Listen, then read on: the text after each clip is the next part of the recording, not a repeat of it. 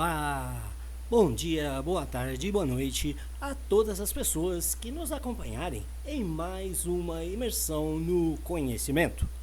Meu nome é Renato Constâncio, sou artesão, ceramista, artista plástico, professor de história, psicólogo educacional e um conto mais questionador. Sejam todos muito bem-vindos ao canal O Argumento.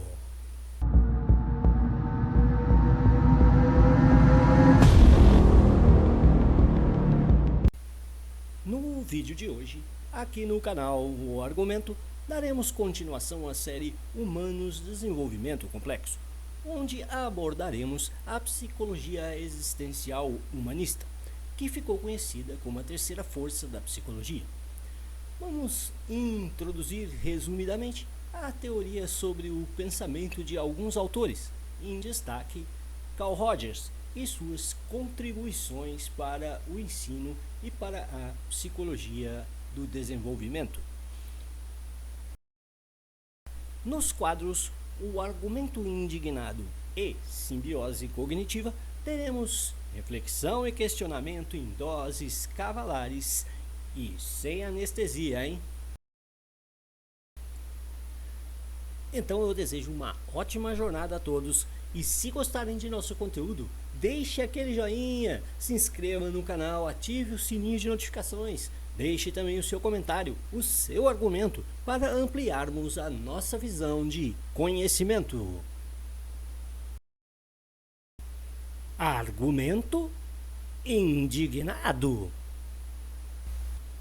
O quadro Argumento Indignado de hoje, mais indignado do que nunca, traz o Ruído Manifesto, traduzido por Alexandre Facuri Charet, escrito por Amal Abu-Kamar.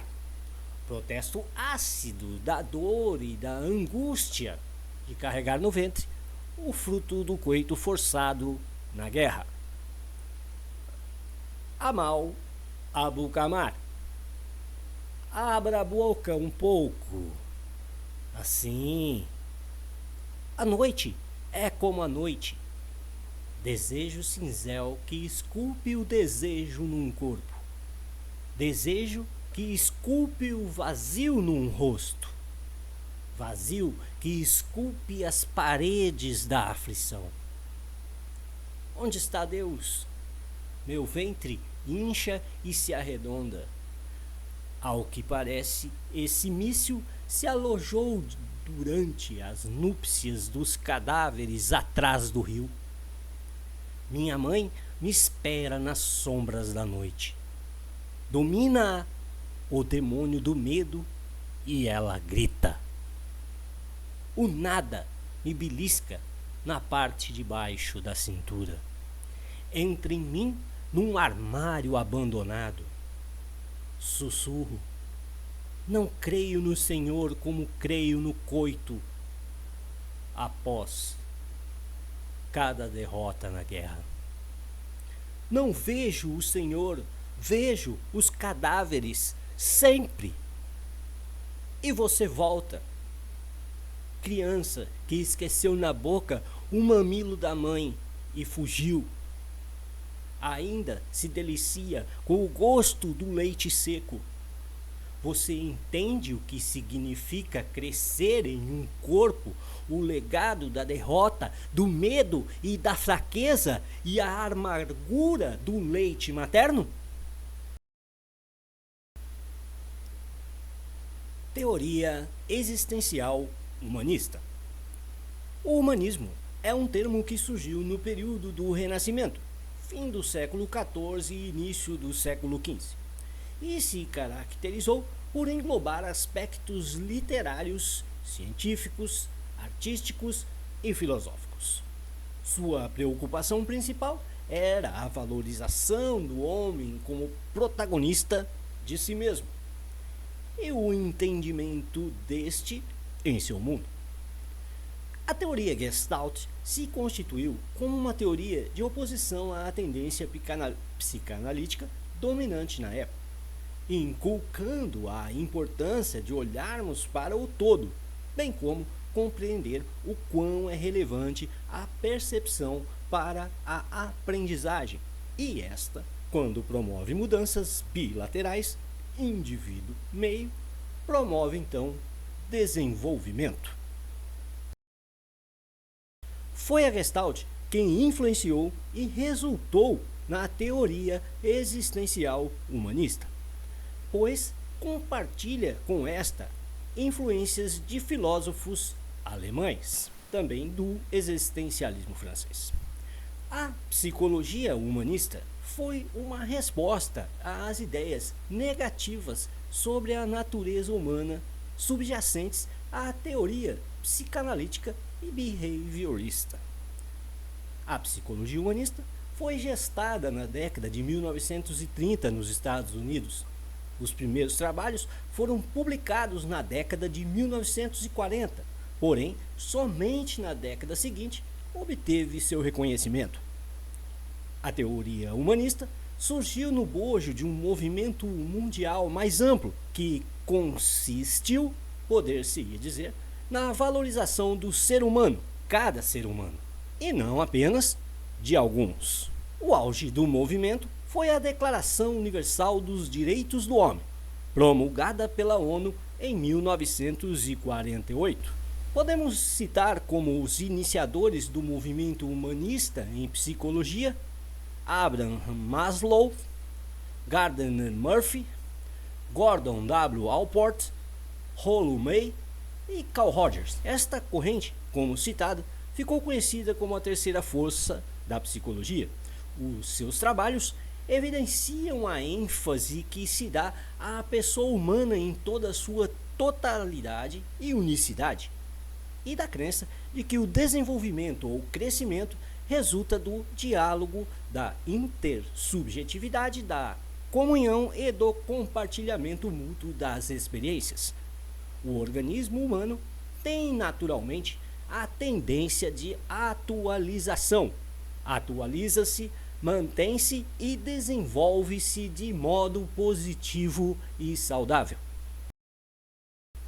O que une os conceitos da psicologia humanista é a busca de novos modelos em relação ao ser humano, pelo desacordo com aqueles que estão vigentes e com o determinismo a eles intrínseco. Abre aspas, quanto mais plenamente desenvolvemos a compreensão de nossa situação como pessoa, mais provável é atingirmos um tipo de liberdade que signifique alguma coisa, que seja uma consideração inteligente e ponderada de opções e uma relação de opções que seja realista.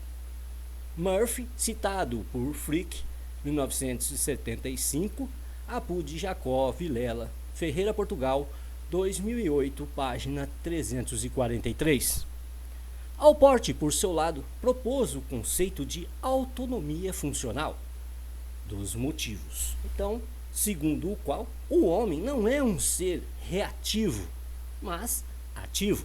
Assim, são os motivos atuais entendidos, do ponto de vista psicológico, é claro, que determinam o comportamento humano e não qualquer fator passado. Rogers concordou com os autores citados e afirmou a liberdade essencial do indivíduo em face de qualquer forma de determinação, seja social, histórica e biológica.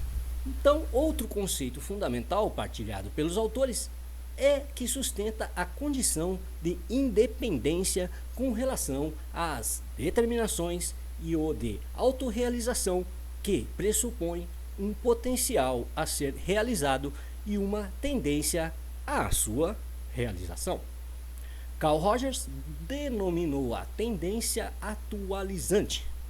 Rogers, em consonância aos seus princípios, propõe uma forma de psicoterapia que é conhecida amplamente como a abordagem centrada na pessoa, no paciente, no qual dá relevo à autonomia deste paciente, desta pessoa, e não exclusivamente o papel do terapeuta. E é nesse ponto que a teoria de Carl Rogers se aproxima então da educação, onde ele escreve o ensino centrado no aluno, o que nós veremos a seguir. O pensamento central é a perspectiva centrada no estudante. O estudante, em suas capacidades, desempenha a resolução dos problemas de maneira construtiva. O professor, como mediador, criando uma atmosfera de aceitação, compreensão e respeito, que é a base para uma prática educativa eficaz que leve a uma aprendizagem autônoma. O resultado da aplicação de uma perspectiva pedagógica centrada no estudante é uma pessoa mais bem informada de si mesma e do mundo, capaz de se orientar inteligentemente em novas situações. Então, abre aspas, o mais importante de tudo é que o professor compreenda que o esforço construtivo deve partir das forças positivas e ativas do aluno. Nathaniel Cantor, 39, Apud, Carl Rogers, 1974, página 378. Uma indagação se faz necessário. Compreender o caráter revolucionário que a teoria propunha e se os objetivos fossem alcançados, provocaria naquela época uma grande transformação em toda a educação e no processo de ensino-aprendizagem. O fundamento, abre aspas, da democracia é o sufrágio universal. O sufrágio universal faz de todos os indivíduos governantes. Se cada indivíduo é um governante, precisa da educação que um governante deve ter, correto? Então, o objetivo máximo de um sistema democrático de educação é a educação de governantes. Hutchins, Apud, Carl Rogers, 1974, página 380. Mas deixemos então que Carl Rogers defina as ideias de Hutchins. Então, abre aspas para Carl Rogers. Quer isto dizer que o objetivo da educação democrática é ajudar os alunos a tornarem-se indivíduos que sejam capazes de agir por iniciativa própria e ser responsáveis por essas ações, que sejam capazes de opções e de autogoverno inteligente, que aprendam criticamente, sendo capazes de apreciar os contributos dos outros, que adquiram conhecimentos importantes para a solução de problemas, que fundamentalmente sejam capazes de se adaptar com flexibilidade e inteligência a novas situações problemáticas, que tenham interiorizado modos de adaptação frente aos problemas, utilizando todas as experiências pertinentes de uma forma livre e criadora, que sejam capazes de cooperar eficazmente com os outros nas diversas atividades, que trabalhem não para que os outros os aprovem, mas na linha de seus próprios objetivos socializados. Carl Rogers, A Terapia Centrada no Paciente, Moraes Editora, Lisboa, 1974, capítulo 9, O Ensino Centrado no Aluno, página 380-381. Então, a educação dentro desta teoria é um processo de diferenciação crescente do campo fenomenal do indivíduo. E a diferenciação do campo é algo que só pode ser realizado pelo próprio indivíduo. Ninguém o pode substituir. Não é também possível ensinar outra pessoa diretamente. Apenas podemos facilitar a sua aprendizagem.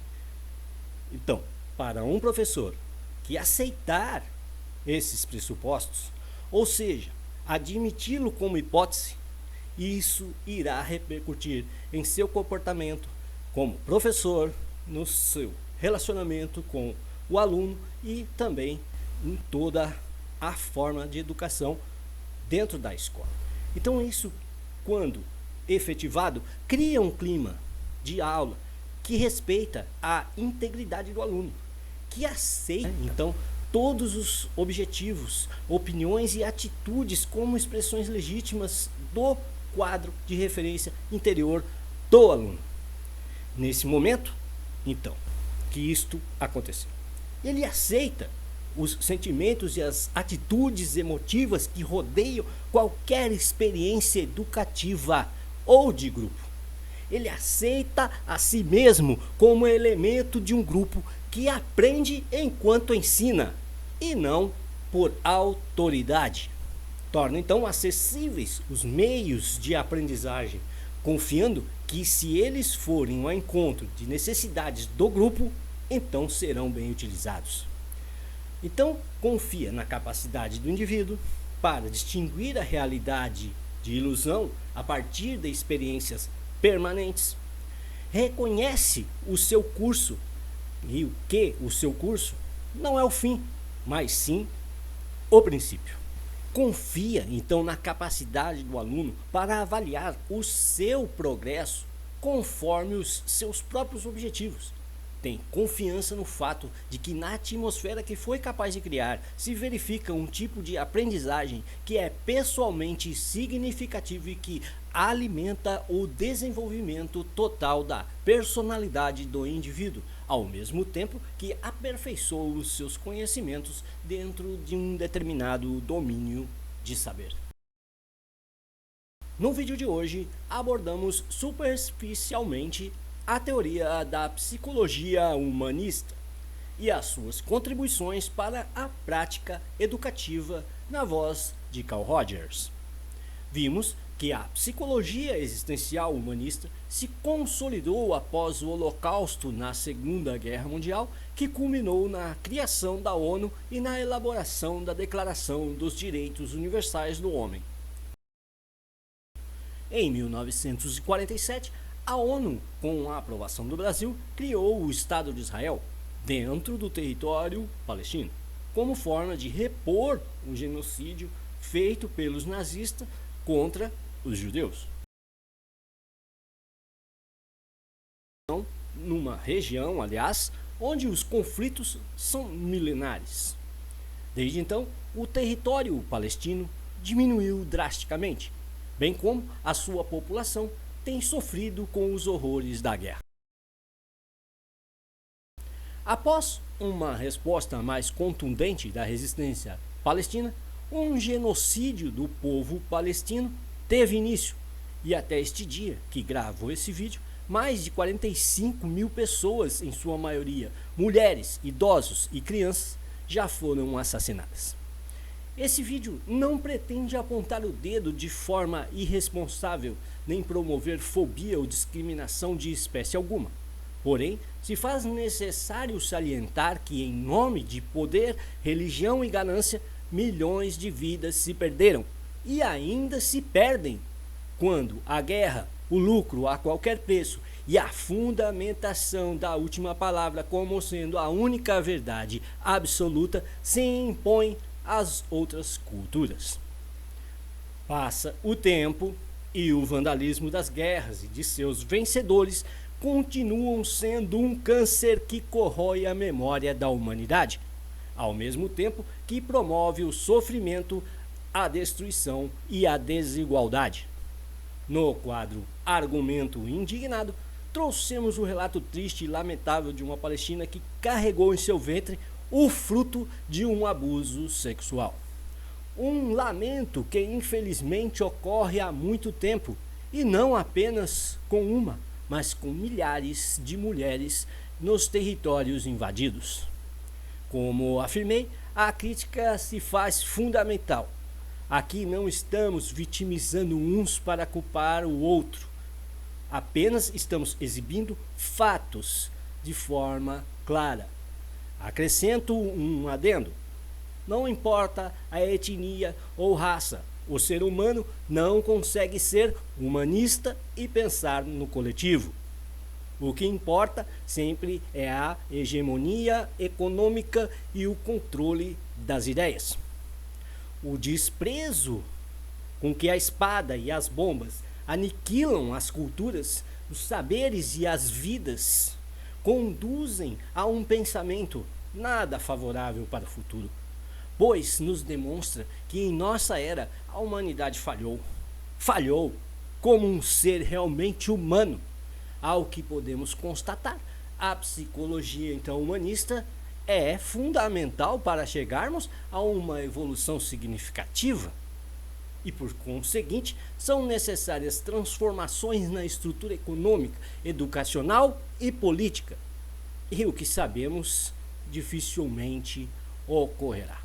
Deixo aqui com vocês então as referências dos livros utilizados aqui na pesquisa para este pequeno resumo, para essa pequena introdução sobre a psicologia humanista. Então foram utilizados Ana Maria Jacob Vilela, Arthur Arruda Leal Ferreira, Francisco Teixeira Portugal, em Histórias da Psicologia, Editora Nau, Rio de Janeiro, 2008. Carl Roger, do título original Client-Centered Therapy, 1951, Terapia Centrada no Paciente, Psicologia e Pedagogia. Moraes Editora, tradução de Manuel Carmo Ferreira, editado em Lisboa, Portugal, 1974. Nossos então agradecimentos a todos que prestigiaram nosso vídeo. É uma honra poder aprender e também contribuir com o aprendizado e a divulgação de um conhecimento científico de qualidade, que realmente então informe e seja significativo. Não perca nosso próximo vídeo. Falaremos sobre a psicanálise de Sigmund Freud e a importância de seu trabalho tanto para a psicologia geral como para a psicologia do desenvolvimento. Somos então todos portadores da luz. Só precisamos ligar o interruptor. Até o próximo vídeo aqui no canal O Argumento.